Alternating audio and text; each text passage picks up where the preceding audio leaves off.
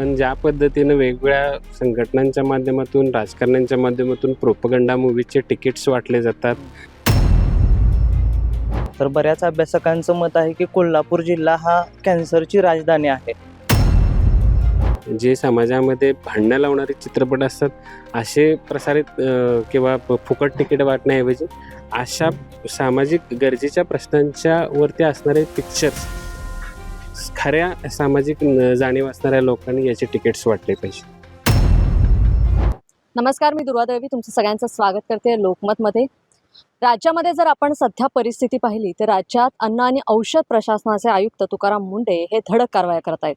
ज्या ज्या ठिकाणी भेसळ होते त्या त्या ठिकाणी धडक कारवाया होत आहेत. त्यामुळे भेसळखोरांचे धाबे दणाणल्याचे पाहायला मिळते. आणि याच धर्तीवरती द इंडिया स्टोरी नावाचा एक चित्रपट येतोय आणि ह्या चित्रपटामध्ये देखील कशा पद्धतीने भेसळ होते आणि भेसळयुक्त अन्न आपल्या ताटात कसं येतं हे दाखवण्यात आले. आणि त्याचविषयी बोलण्यासाठी माझ्यासोबत काही तरुण आहेत. त्यांच्याकडनं आपण जाणून घेणार आहोत की राज्यात कशा पद्धतीने भेसळ होते आणि या भेसळीवरती लगाम कसा लावायला पाहिजे. आज कोल्हापूरमध्ये आपण पाहिलं तर कोल्हापूरमध्ये GI मानांकित गूळ आहे. त्याचबरोबर अनेक असे प्रोडक्ट्स आहेत जे कोल्हापूरची ओळख दर्शवणारे आहेत. तुम्हाला काय वाटतं, इथे भेसळ होते का आणि FDAने यांच्याकडे लक्ष देणं गरजेचं आहे का? सध्या टीव्हीवरती माध्यमांमधून आपण ज्या बातम्या बघतोय आणि देशाला दिशा देणारा असा एक आयुक्त आपल्या अन्न आणि औषध प्रशासनाला मिळालेला आहे आणि लोक त्यांच्या कारवाया बघून खुश होत आहेत. आणि आपल्या घरात आपण रोजचं जे अन्न खातोय त्याच्यात इतकी भेसळ असेल अशी कोणी कल्पना देखील केलेली नव्हती. आणि या बातम्या बघून लोक आता अवेअर व्हायला लागलेले आहेत.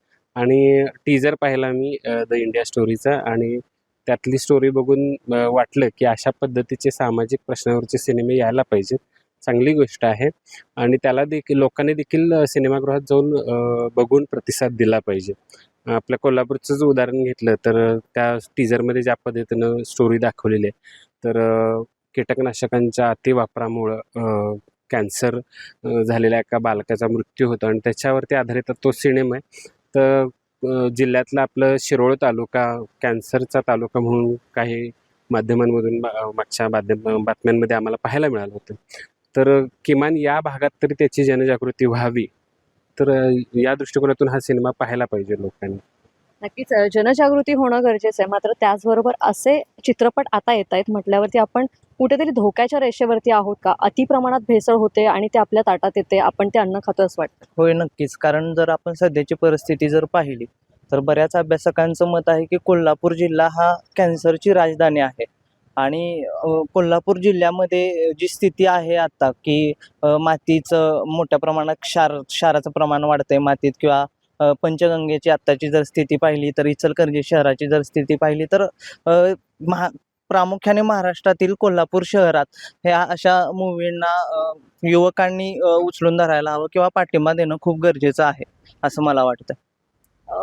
तू काय सांगशील, म्हणजे असे चित्रपट म्हणजे जे समाजातील समस्या मांडणार आहेत ते येणं गरजेचं आहे का जनजागृतीसाठी? होय, नक्कीच. हे मूवी असे आलेच पाहिजेत आणि फक्त मूवी बघून तेवढ्यापुरतं 1-2-3 तासाचं मनोरंजन म्हणून बघून सोडून देण्याचा विषय नाही आहे तो. बघणाऱ्यांनी स्वतःचं मत पण त्याच्यावरती दिलं पाहिजे.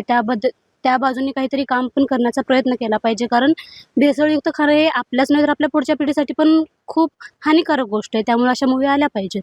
नक्कीच. मात्र त्याचबरोबर जर एखाद्या ठिकाणी अशा पद्धतीने भेसळ होत असेल तर नागरिकांनी काय करणं गरजेचं असं वाटतं तुम्हाला? मॅडम, जिथं अशी भेसळ होते तिथं सुरुवातीला नागरिकांनी त्या गोष्टीला विरोध करायला पाहिजे. जर त्या विरोध करून जर त्या गोष्टी थांबत नसतील तर फूड विभागाकडे, वेगवेगळ्या विभागांच्याकडे आपण जाऊन तक्रार केली पाहिजे आणि त्या गोष्टी तिथंच थांबवल्या पाहिजेत असं माझं मत आहे. आणि जे तुकाराम मुंढे सर जे काम करत आहेत ते योग्य आहे. त्यामुळे शेतकऱ्याच्या मालाला योग्य भाव मिळेल आणि लोकांचं आरोग्यही ह्यातून सुधारून जाईल. नक्कीच. मात्र त्याचबरोबर अजून एक अशा पद्धतीने चित्रपट येणं आणि जनजागृती होणं, त्याचबरोबर आणखीन कोणते जनजागृतीचे उपक्रम राबवणं गरजेचं असं तुम्हाला वाटतं? या ठिकाणी मला असं सांगावंसं वाटतं की जे तुकाराम मुंढे यांनी जे पाऊल उचललंय ते खरंच आपल्या समाजासाठी आणि पुढील भविष्यासाठी पण ते खरंच उपयोगाची गोष्ट आहे. आणि आतापर्यंत आपण जे काही अन्न खात होतो ते खरंच योग्य होतं का आपल्या शरीरासाठी? आपल्या आहारामध्ये जे आपण रोजच्या दैनंदिन जीवनामध्ये जे काही आपण अन्न खात होतो ते योग्य होतं का? पण तुकाराम मुंढेंनी जे पाऊल उचललं त्याच्यावरून आपणाला आपल्या दैनंदिन आहारामध्ये आपल्याला योग्य ते आहार आपल्याला आता मिळत आहे.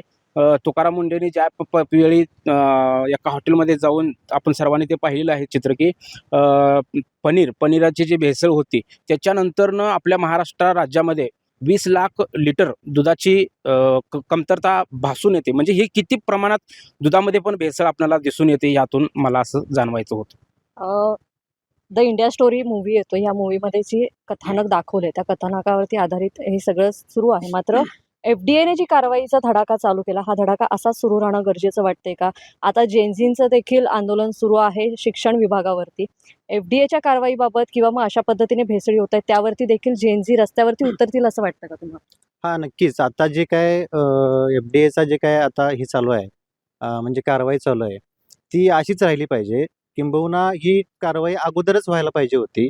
आपल्या महाराष्ट्राचं किंवा देशाचं दुर्दैव असं आहे, की तुकाराम मुंडे साहेबांसारखे अधिकारी त्यांचं काम निश्चितपणे करत नाहीत.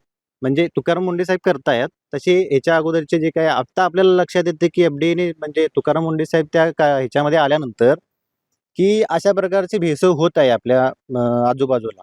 लोकांना हेच माहीत नाही, की आपण भेसळयुक्त अन्न खातोय किंवा कन्झ्युम करतोय. सगळ्या प्रकारच्या ह्याच्यामध्ये भाजीपाला म्हणा, दूध म्हणा किंवा आपल्या इथं कोल्हापूरच्या ह्याच्यामध्ये अ, गूळ आहे. ह्याच्या सगळ्या ह्याच्यामध्ये भेसळ चालू आहे. इव्हन आपण कुकरमध्ये जे अन्न खातो, त्याचा जो काही रबर सील असतं, ते रबर सीलच जर चांगल्या ISI मानांकित नसेल, तर आपले कॅन्सर होण्याचे प्रमाण सगळ्यात जास्त त्याच्यामध्ये आहे. आता आमच्या घरी असंच कोणीतरी सांगितलं, आमचे फादर म्हणतात, "कुकरमध्ये अन्न शिजवू नका, फ्रीजमधले अन्न खाऊ नका." तर आम्ही सगळ्यांनी त्यांना पहिल्यांदा हे केलं, म्हणजे क्रिटिसाइज केलं. तर लक्षात आल्यानंतर आपल्याला खान सरांनी पण सांगितलं, की तो रबर जर आपल्याला हे नसेल, की ISI मानांकित चांगल्या कंपनीचा नसेल, तर त्याच्यामुळं आपले कॅन्सर होण्याचे प्रमाण जास्त आहे. असं जनजागृती किंवा लोकांना माहीत झालं पाहिजे, की ह्या गोष्टी आपल्या चालल्या आहेत. ह्या गोष्टी आपण कन्झ्युम केलं नाही पाहिजे. ह्याच्या गोष्टीचा आपल्याला तोटा आहे किंवा आपण त्याच्यामध्ये रोगी होऊ शकतो.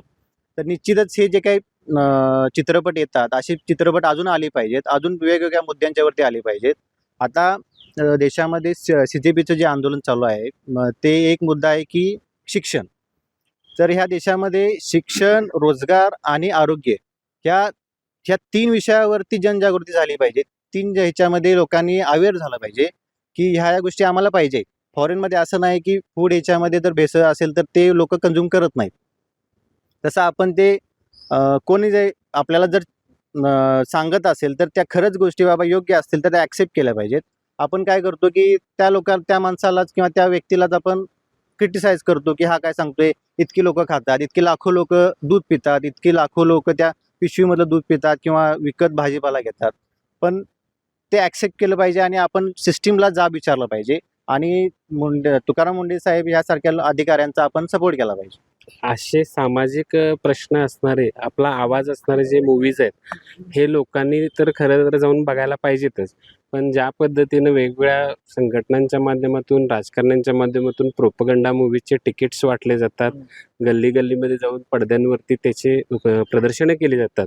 तर ते करण्याऐवजी जे समाजामध्ये भांडणं लावणारे चित्रपट असतात, असे प्रसारित किंवा फुकट तिकीट वाटण्याऐवजी अशा सामाजिक गरजेच्या प्रश्नांच्या वरती असणारे पिक्चर्स खऱ्या सामाजिक जाणीव असणाऱ्या लोकांनी याचे तिकीट्स वाटले पाहिजे. या चित्रपटामध्ये आपण पाहिलं की ज्या पद्धतीने भेसळ होते तर कारवाई होते आणि आता FDAच्या पण कारवाई चालत आहेत. काय वाटतं ह्या कारवाई अशाच सतत चालणं गरजेचं आहे? मुळात काय झालंय, एक सामाजिक बांधिलकी आहे. प्रत्येक व्यक्तीच्या, भारतीय प्रत्येक नागरिकाची बांधिलकी आहे, की बाबा आपण स्वतः चांगलं राहायला पाहिजे आणि दुसऱ्यांना पण चांगलं जगू दिलं पाहिजे. म्हणजे तुकाराम मुंडे जी कारवाई करतात, ती सामाजिक बांधिलकीखाली ती लोकांनी कळूच नाही, की बाबा अशी कुठली भेसळ करू नये किंवा लोकांना त्रास होईल अशा गोष्टी कळू नयेत. जेणेकरून अशी कारवाई करण्याची गरजच पडू नये भविष्यात. त्यासाठी आपल्याला आज काम केलं पाहिजे आणि ती सामाजिक बांधिलकी जपून प्रत्येकानं आपापला व्यवसाय असू दे किंवा आपलं स्वतःचं उद्योग असू देत, ते लोकांनी व्यवस्थित केलं पाहिजे. नक्कीच, म्हणजेच मुळापासून आहे जी प्रत्येक ठिकाणी काम करणं गरजेचं आहे आणि हे काम करत असताना योग्य त्या गोष्टी करणं गरजेचं आहे. त्यामुळेच आज आपण पाहतोय की FDAची एवढी मोठी कारवाई झाल्यानंतर सगळाच समाज आहे जो खडबडून जागा झाला आणि आपल्या ताटात येणारं अन्न आहे त्या अन्नाचं प्रत्येक जण आहे जो परीक्षण करू लागला आणि त्यामुळेच द इंडिया स्टोरीसारखे पिक्चर आज थिएटरमध्ये येत आहेत आणि ह्या थिएटरमध्ये येणाऱ्या पिक्चरबरोबरच आता ही तरुणाई म्हणते की असेच सामाजिक विषय मांडणारे चित्रपट येणं गरजेचं आहे, ज्यामुळे आपल्या संपूर्ण सिस्टीममध्ये काय चालतं आणि कशा पद्धतीने राज्याचा कारभार चालतोय हे समोर येणं गरजेचं आहे. आणि त्याबरोबरच या सगळ्यावरती आपलं मत मांडणं देखील तितकं महत्त्वाचं आहे. अशा पद्धतीने या सगळ्याच तरुणाईने आपलं मत मांडलेलं आहे. यावरच मी तेच थांबते. लोकमतसाठी कोल्हापूरहून दुर्वा दळवी. धन्यवाद.